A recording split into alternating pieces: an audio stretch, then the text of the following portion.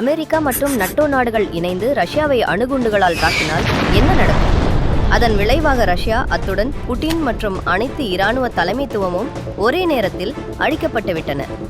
ஆனால் அது ரஷ்யாவின் முடிவா? இல்லை.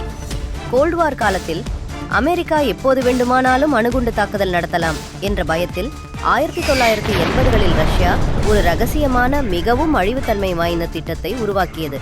அதன் பெயர் டெட் ஹேண்ட். இது ஒரு தானாக இயங்கக்கூடிய பழிவாங்கும் அணுகுண்டு பதிலடி அமைப்பு. தலைமை முழுமையாக அழிந்துவிட்டால் கூட பகைவனிடம் திருப்பி தேர்க்கிட்டு தாக்க இது தயாராக இருக்கும்.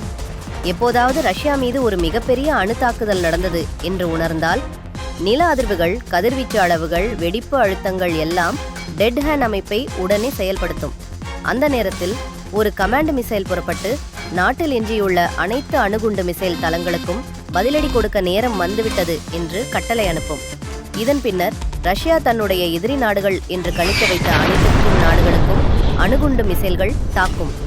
மனிதர் இல்லை, நிறுத்தவே முடியாத ஒரு மிஷின். புட்டின் மீது மற்றும் அனைத்து இராணுவ தலைமையும் அழிந்துவிட்டாலும் டெட் ஹேண்ட் இரும். அது உலகத்தையே அழித்துவிட்டுத்தான் அமைதிக்கு செல்லும்.